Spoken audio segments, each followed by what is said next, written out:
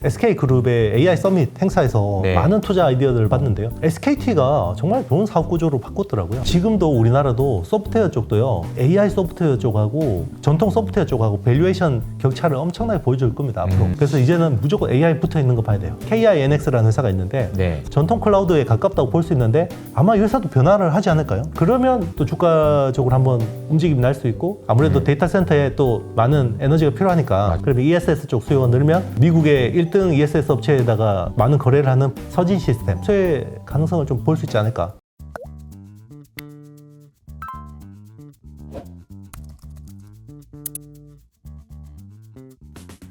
이 부에서는 AI 밸류체인에 대한 이야기를 해보도록 하겠습니다. 아시님과 함께 AI 이야기할 때마다 항상 나온 얘기가 쇼티지였어요. 그러니까 맛집에 줄 서는 거 이렇게 생각해 보시면 좋을 것 같은데요. 2024년에 쇼티지가 엔비디아 앞에서 이제 줄을 많이 서고 엔비디아 옆에 이제 TSMC에 줄 서고 뭐 하이닉스에 줄 서고 뭐 이런 과정이 사실 주가에 그대로 녹아가지고 반영이 됐다면 2025년에는 어디에서 쇼티지가 날 것인지 이 고민도 좀 해봐야 될 것 같은데 어떻게 보세요? 네. 일단 제가 이제 그 AI 혁명 투자 책을 썼잖아요. 네. 거기서는 이제 제가 이렇게 전망을 했어요. 일단 AI 가속기, 반도체가 제일 먼저 급하니까 이제 반도체 공급 부족이 이어지고 그게 이제 호퍼를 못 구해서 막 40주 대기해야 되고 막 이런 맞아요. 상황이었잖아요.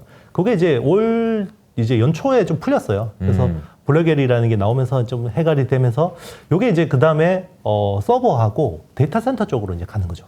그래서 이제 거기서 뜬 회사가 이제 브로드컴이나 마벨 테크놀로지 같은 회사들. 그런데 이제 데이터 센터가 막 지어지다 보니까 전 세계 10개 중에 4개 데이터 센터가 미국에 있고 AI 데이터 센터는 기존의 데이터 센터보다 훨씬 더 많은 전기를 먹고 하니까 갑자기 미국에서 전력난이 난리가 났죠. 그래서 유틸리티 그리고 전력 인프라 관련주들이 떴죠. 그래서 우리 월간 안신에서도 계속해서 이제 그 이야기를 했었고 컨스텔레이션 에너지, 뭐 넥스트 에라, 플루언스 에너지 뭐 이런 회사들 그리고 그렇죠.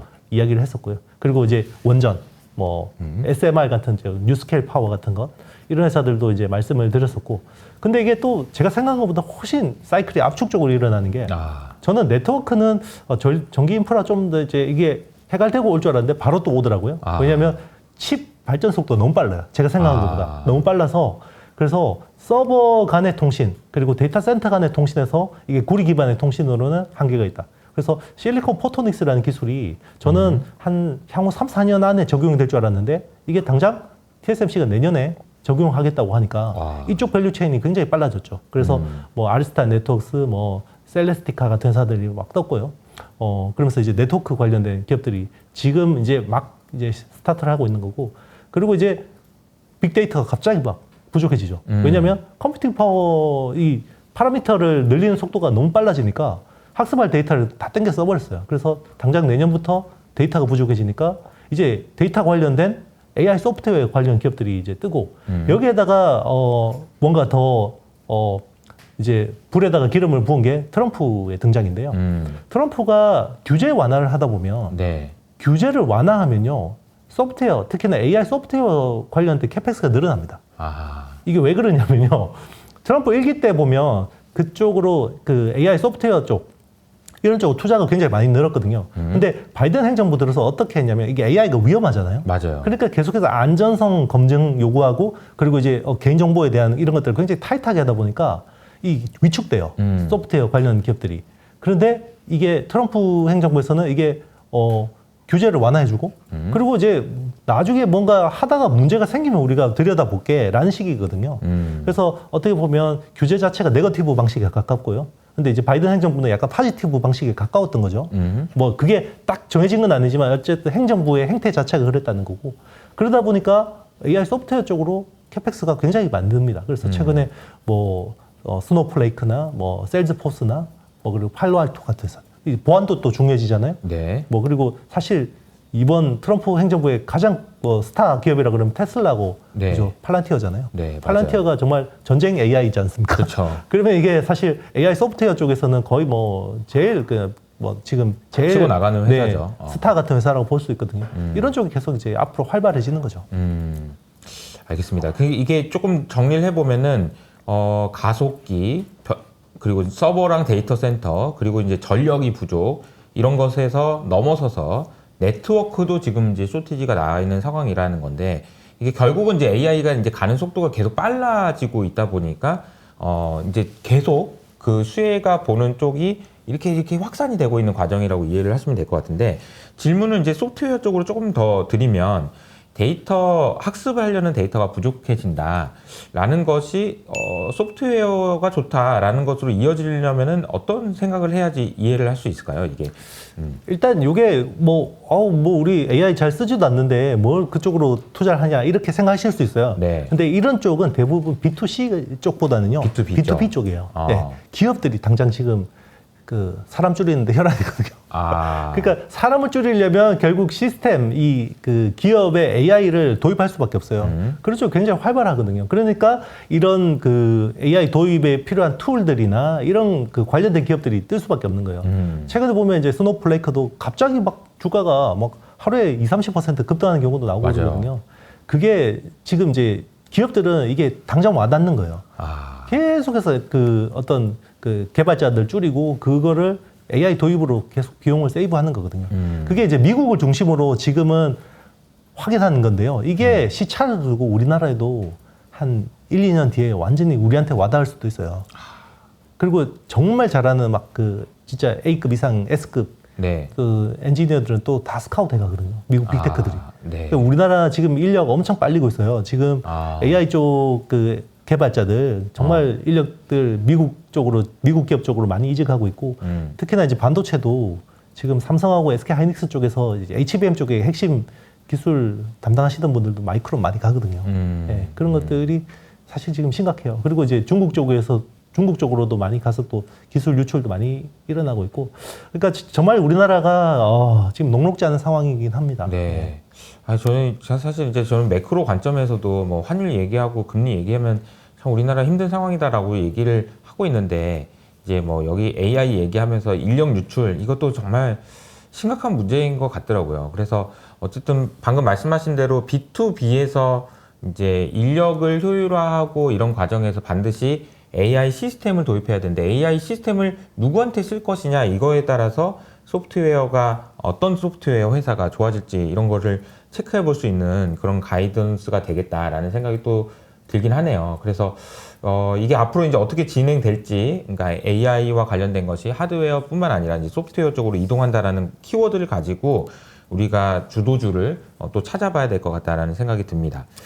참 이걸 해석한 게요. 네. 이게 AI 가속기에서는 우리가 HBM을 담당해서 사실 같이 좋았잖아요. 미국하고.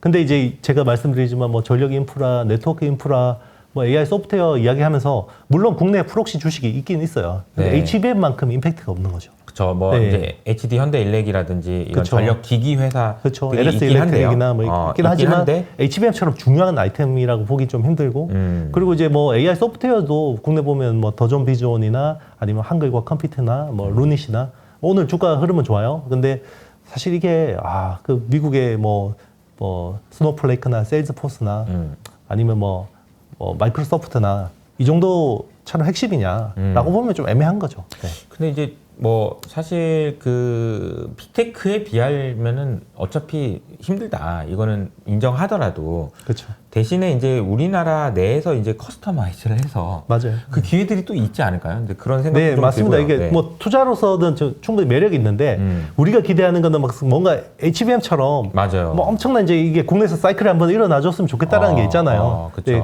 그 정도의 어떤 사이클이 임팩트를 일어나기는 만들기는, 좀 이제 힘에 붙인다. 왜냐하면 그게 뭔가 엔비디아하고 SK 하이닉스 같은 관계가 되기에는 국내 기업이 조금 이제 약한 거죠. 그런 기업들이 네네. 나타나 주기를 내년에 기대를 해봐야 되겠지만 네. 아직까지는 좀 안 보이는 것이 현실적이라는 것도 맞습니다. 인정하고 넘어가야 되는 분야인 것 같습니다. 그 네트워크 밸류체인도 관심을 좀 많이 가지고 있고 지난달에 이제 월간하신에서 실리콘 포토닉스에 대해서 아주 자세하게 소개를 해주셨는데 그 내용은 좀 참고해 보시면 좋을 것 같아요. 못 보신 분들이라면 나중에라도 보셔야 되는 내용이라고 생각을 하는데요.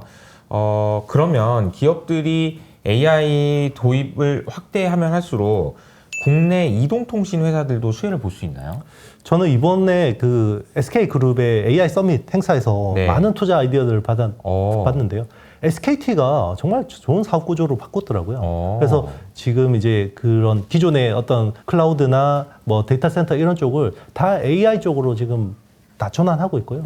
그리고 이제 그런 것들을 이제 이 통사들이 좀 할 수 있을 것 같아요. 왜냐하면 또 나름의 또 좋은 데이터들, 빅데이터들 많이 가지고 있고 하기 때문에 그리고 실제로 지금 AI 도입을 하면 기존의 IDC는 AIDC 그러니까 AI 기반의 IDC로 바뀌어야 되고 클라우드도 이제는 예전에 그냥 그 인텔 CPU 2개 기반의 서버 이런 것보다는 GPU 기반으로 하는 요즘에는 미국에서는 이제 AI 네오 클라우드라고 해서 그 GPU 기반의 클라우드 서비스를 해주는 그런 업체들이 되게 많거든요. 네. 실제로 마이크로소프트도 그 애저 쪽에서 그 자기들 그 인프라 쪽에서 다 감당이 안 되니까 막 그런 쪽 그 아웃소싱 그러니까 하는 거거든요. 네. 그게 뭐 월 단위로 2억 달러씩 지출을 하더라고요. 아. 그만큼 이제 지금 수요가 폭증하는데 공급이 안 되니까 그런 것들을 이제 국내에서도 이제 그런 식으로 전환하는 흐름들이 있고 사실 그런 쪽에서 보면 그냥 B2B 쪽으로 지금 제일 잘하는 회사는 SKT보다는 이제 KT가 저는 좀 더 낫다고 보고 있어요. 그래서 그래요? KT가 이제 그런 쪽에 근데 사업을 잘할지는 모르겠습니다만 어쨌든 이제 그 상황상 네. B2B 쪽으로 특히나 이제 기업향 쪽으로는 잘하고 있으니까 좀 기회가 있지 않을까 생각하고 있고요. 그리고 이제 그 국내 그 데이터 센터 쪽에 이제 그런 임대하는 비즈니스를 하는 회사가 KINX라는 회사가 있는데 네. 사실 이 회사는 AI 쪽 전용이라고 보기엔 좀 애매해요. 지금 이제 아무래도 전통 클라우드에 가깝다고 볼 수 있는데 아마 이 회사도 변화를 하지 않을까요? 오. 네. 그러면 또 주가적으로 한번 움직임이 날 수 있고 그리고 이제 그 ESS 아무래도 데이터 센터에 또 많은 에너지가 필요하니까 맞아요. 그러면 ESS 쪽 수요가 늘면 미국의 1등 ESS 업체에다가 많은 거래를 하는 서진 시스템. 서진 시스템. 네, 서진 시스템 같은 회사들도 그래도 관련해서 좀 수혜 가능성을 좀 볼 수 있지 않을까 생각합니다. 그러니까 지금 소프트웨어로 넘어가는 과정에서 그러니까 통신 쪽도 네. 이게 지금 공부해야 될 게 이렇게 쭉쭉 늘어나는군요. 이게 결국에는 다 바꿔야 되니까. AI가 다 붙으니까. 그 이제 중요한 게요. 그 소프트웨어 쪽에서도 네. 우리 전통 서버하고 AI 서버가 어떻게 달라지는지 밸류에이션이 달라지는지 봤잖아요. 그렇죠. 아마 지금도 우리나라도 소프트웨어 쪽도요. AI 소프트웨어 쪽하고 전통 소프트웨어 쪽하고 밸류에이션 격차를 엄청나게 보여줄 겁니다. 앞으로. 네. 그건 미국에서도 마찬가지고요. 그래서 이제는 무조건 AI 붙어 있는 거 봐야 돼요. 야, 이게 내년에 진짜 이게 볼 게 많습니다. 지금 보니까 아니 그 올해는 이제 AI의 맛만 봤다면 내년에는 진짜 AI를 이제 손정희 회장처럼 계속 외쳐야 될 것 같은데 이게 2025년 투자하시려면은 저희가 준비했던 저랑 이영수 대표님이랑 그리고 이혜진 대표님이 같이 만든 2025년 전망서를 여러분들이 꼭 확인해 보셔야 될 것 같다는 생각이 듭니다. 그렇죠. 네. 책도 주죠. 네. 그래서 저희가 강의도 만들었지만 이 강의를 이제 선택하신 분들에게 책도 선물로 드리니까 교과서죠, 교과서. 거의 뭐 교과서 수준이에요. 그래서 읽으면서 이제 보실 내용들이 네네. 전체적으로 큰 그림에서 어떻게 봐야 되는지 그리고 이제 AI 반도체 그리고 이제 바이오와 관련된 것도 투자를 어떻게 해야 되는지 그 외의 섹터에 대한 부분들도 다 정리를 해놨으니까 정말 2025년을 준비하실 때 꼭 필요한 전략서가 아닌가 싶습니다. 참고해 보시면 밑에 있는 댓글을 통해서 참고해 보시면 좋을 것 같고요. 다음 질문으로 좀 넘어가도록 하겠습니다. AI 데이터 센터가 확대되면서 전력 수요가 지금 커지고 있어요. 그러다 보니까 이제 SMR 이야기 많이 나오는데 이제 트럼프 시대의 원전은 어떻게 봐야 되는지 이 부분도 좀 설명해 주시면 좋을 것 같습니다. 일단 이제 그 전력 인프라라는 거는 굉장히 장기적인 로드맵을 가지고 진행을 해야 되잖아요. 맞아요. 그래서 미국에서는 이제 2050년까지 원전에 대한 것들은 이제 1200기가와트. 이제 지금 이제 계획을 하고 있고요. 더 늘어날 수도 있어요. 근데 1200기가와트 중에 한 3분의 1인 400기가와트는 SMR로 하겠다라는 거거든요.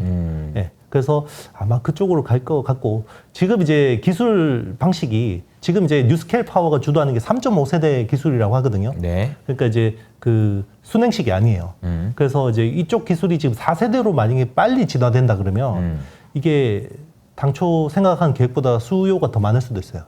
네, 그래서 그런 쪽에서 많이 봐야 되고 일단은 지금은 이제 뉴스케일 파워 같은 회사들 뭐 왜냐면 이게 당장 뭐 1, 2년 안에 되는 게 아니거든요. 그쵸, 그래서 그쵸. 뭐 2027년 뭐 이 정도 돼야 되기 때문에 그런데 그래도 계속 뭐 관심을 가지고 보시는 게 좋고 그리고 뭐 기존에 우라늄이나 이런 것들 뭐 조달을 러시아나 이런 쪽에서 했었는데 그런 쪽에서도 이제 미국에서 이제 국산화할 거고 그래서 사실 국내에서는 두산 에너빌리티 같은 기업들도 한번 관심 가지고 보시는 것도 저는 나쁘진 않을 것 같습니다. 근데 굉장히 롱텀으로 보시는 게 맞죠.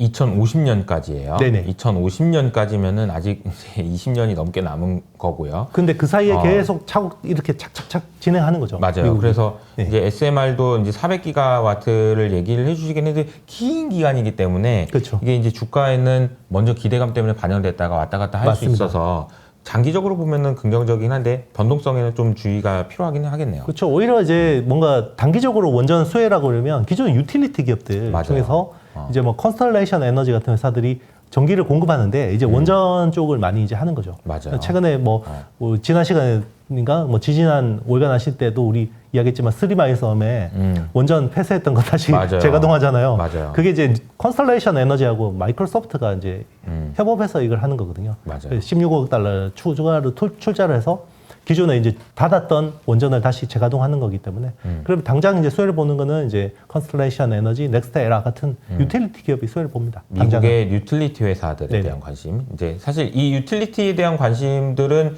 저희가 따로 섹터를 해가지고 그 책의 마지막 네네. 부분에 정리를 해놨어요. 그래서 이 부분에 대한 관심이 있으신 분도 영상 밑에 하단에 있는 댓글을 통해서 확인해 보시면 좋을 것 같습니다. 자, 2부는 여기서 마무리하고요.